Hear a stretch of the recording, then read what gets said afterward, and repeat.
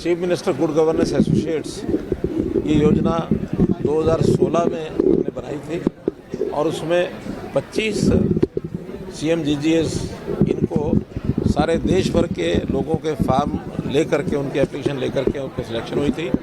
बहुत अच्छे well learned well talented ऐसे बच्चों की और बहुत बड़ी स्क्रीनिंग अशोका यूनिवर्सिटी के माध्यम से करके हमने करवाई थी और उनका जो उस समय का काम नया काम था, तो भी हमारे जो अधिकारी हैं, चाहे उसमें राकेश गुप्ता थे, अन्य अधिकारी थे, या जो अशोका यूनिवर्सिटी की टीम थी, या उस समय गौरव गोयल जो उस सारे के मेंटर थे, तो उन सब ने मिल करके उनको किस प्रकार से सरकारी योजनाओं को, सरकारी सिस्टम्स को कैसे ज़मीन पर उतारा जाए, जहाँ कोई कमियाँ हैं उसको कैसे ठीक किया जाए, ये एक प्रकार का नॉन गवर्नमेंट ऑर्गेनाइजेशन के रूप में हमने खड़ा किया। इसका गवर्नमेंट के साथ कोई इस प्रकार का संबंध नहीं था। कुछ डोनर्स थे समाज के अंदर, उन डोनर्स ने उसकी व्यवस्था की और तब एक अच्छा कार्यक्रम जब सफल हुआ तो उसको लगातार चालू रखते हुए 7 साल तक हमने इसको चालू रखा है। अब ये 7वें वर्ष का जो कार्यक्रम है, चुनाव तक ये चलेगा और चुनाव के बाद नई व्यवस्था में अगर हमारे नए CM आए हैं, उनको चलाना होगा तो चलाएंगे और नहीं चलाना होगा तो आज हमने अपनी ओर से क्योंकि मेरे कार्यकाल के सारे कार्यक्रम शुरू हुए थे, तो एक प्रकार से उसका कन्वोकेशन आज किया है।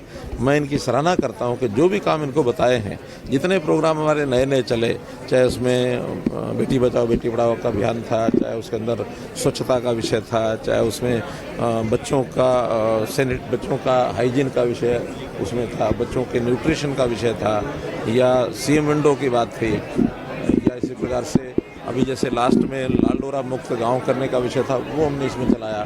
जितने नए प्रोग्राम हमने शुरू करने होते थे वो सब इनके जिम्मे लगाते थे और इसमें जो भी फीडबैक होता था नीचे से वो मिलता था, उसी आधार पर हमारे अधिकारी उसको ठीक करने का प्रयत्न करते थे। बहुत बड़ा इन सिस्टम्स को आगे बढ़ाने में इनका योगदान है। सर, एक हरियाणा जुड़ा पॉलिटिकल क्वेश्चन है। कांग्रेस एक अभियान शुरू कर रही है, हरियाणा मांगे हिसाब, ये एक स्लोगन दिया है। वो सरकार से हिसाब मांगने की बात और कह रहे हैं 15 आवाज है, इसको लेकर के हरियाणा मांगे हिसाब को लेकर आप क्या कहें? मेरा कहना है कि पहले हम हिसाब मांगेंगे उनके 10 साल का। आखिर उन्होंने 10 साल में जो किया और देश को किस गर्त में उस समय डुबोया, देश निराशा अवसाद, इसमें प्रदेश जो है निराशा और अवसाद के अंदर फैला यानी डूबा हुआ था और उस समय जनता ने उनको जब नकारा था, क्या हालत थी, पहला हिसाब वो उनको देना पड़ेगा। और दूसरा, हमने साथ साथ अपना हिसाब दिया है। जब भी उन्होंने कहा, साथ साथ हमने कहा है कि हमारी प्रदेश की स्थिति क्या है और कितने बढ़िया ढंग से हम उसको चला करके लाए हैं। अगर उनको इस प्रकार का हिसाब लेना है तो जो कांग्रेस रूल्ड स्टेट्स हैं उनका हिसाब तो जाके ले लें। पास में पड़ोस में कांग्रेस राज्य करती रही पंजाब के अंदर, पंजाब को जो डुबोया वो कांग्रेस सरकार ने डुबोया, बचा खुचा आम आदमी पार्टी डुबो रही है। इसी प्रकार से बाकी प्रदेशों में जितने वायदे करके आए, एक एक चीज़ करके वो विड्रॉ कर रहे हैं और वापस बैकआउट कर रहे हैं। वो क्यों कर रहे हैं? क्योंकि लोक लुभावनी बातें कह के जनता को भरमाना और जनता से वोट लेने का हथियार बनाना, ये उन्होंने लगातार बना के रखा है। हमने कभी ऐसा कोई काम नहीं किया है और इस नाते से हमको कोई हिसाब देना भी होगा तो जनता को दे रहे हैं और जनता उसका परिणाम देगी हमको अक्टूबर 2024 में, जब तीसरी बार भारतीय जनता पार्टी की सरकार जनता बनाएगी, ये हिसाब तब उनको पता लगेगा। सर, हरियाणा में कांग्रेस की 5 सीटें आने के बाद अब 70 पार का दावा कर रही है कांग्रेस, कैसा देखते हैं? पहली बात तो यह है कि मैं उन सीटों को 6 और 4 मानता हूँ। हरियाणा की 10 लोकसभा सीटों को या उसमें कॉमन कर दिया जाए 10 और 1 11, क्योंकि एक उसमें राज्यसभा की सीट है।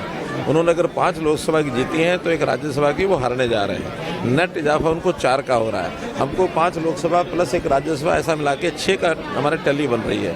तो ये जो सीटों का अगर हिसाब लगाएंगे तो 6 और 4 अगर हम करेंगे तो 6 सीटें हमारे पास और 4 कांग्रेस के पास गई। इस हिसाब से उसका हिसाब लगाना चाहिए। धन्यवाद।